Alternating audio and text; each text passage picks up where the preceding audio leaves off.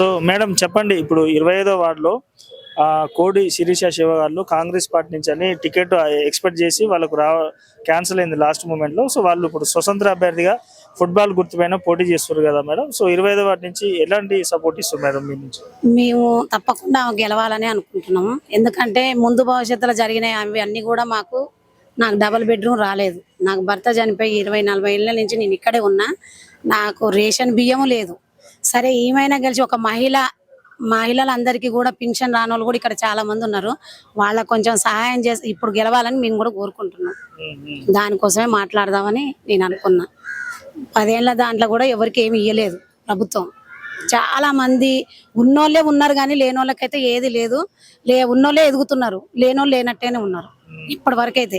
మరి వీళ్ళిద్దరు గెలిచి అవకాశం నేను కూడా వాళ్ళకి నేను సాయం చేయగలుగుతున్నా. వీళ్ళు గెలవాలని కోరుకుంటున్నా.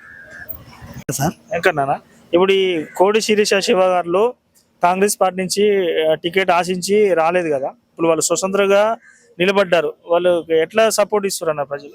జనస్పందన బాగుందండి. కొంచెం భారీ మెజార్టీతో గెలిపిస్తాం. కాంగ్రెస్ పార్టీ 10 ఏళ్ళు ఎంట తిప్పుకొని మోసం చేసి జాబులు పెట్టుకొని ఎన్నో ఇబ్బందులు పెట్టి టికెట్ వేరే వాళ్ళకి ఇచ్చింది. సొంతంగా ధైర్యం చేసి సొంతంగా నిలబడి ఓట్లు గెలిపించుకోవాలని మేము ప్రయత్నం చేస్తాం సార్. మంచి స్పందన ఉంది, ఏం కాదు. మీడియా గెలుస్తారంటారా?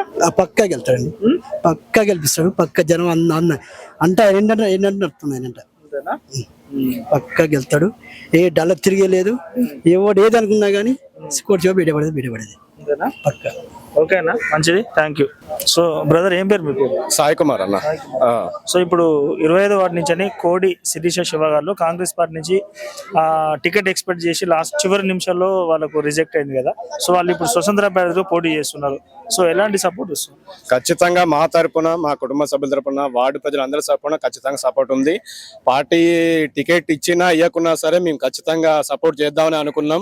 అందుకే ముందుండి నడిపించినాం. ఆయన నిరంతరం 24 గంటలు మనకు అందుబాటులో ఉండే వ్యక్తి. వార్డుల మంచైనా చెడైనా ప్రతి ఒక్కరికి బియ్యం అయినా ఏదైనా ప్రతి ఒక్కరు ఆయనే చూసుకుంటాడు.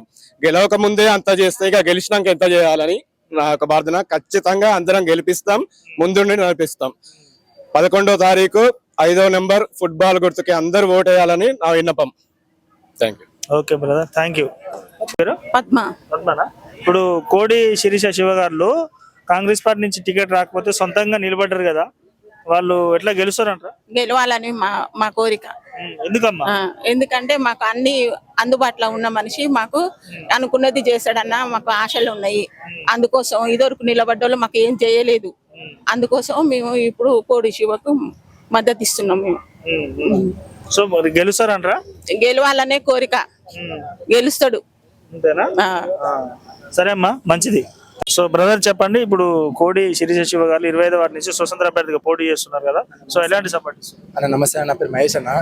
గత 10-15 సంవత్సరాల నుంచి తన కాంగ్రెస్ ప్రభుత్వాన్ని నమ్ముకొని ఎంతో సహకారంగా ఆయన పని చేసినా కానీ అదే కాంగ్రెస్ పార్టీ తనను వెన్నుపోటు పొడిచి తనని ఇబ్బంది పెట్టినా సరే అన్న, మళ్ళీ 25వ వార్డు ప్రజలందరూ కలిసి తనకు ఫుల్ మద్దతు ఇచ్చేసి అందరూ కలిసి మేము 5వ నంబర్ బాల్ గుర్తుకు ఓటేసుకొని ఖచ్చితంగా మేము ఆయన గెలిపించుకుంటామన్నా.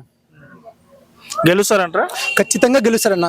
మా 25వ వార్డు ప్రజలే మా అన్నకి బలం.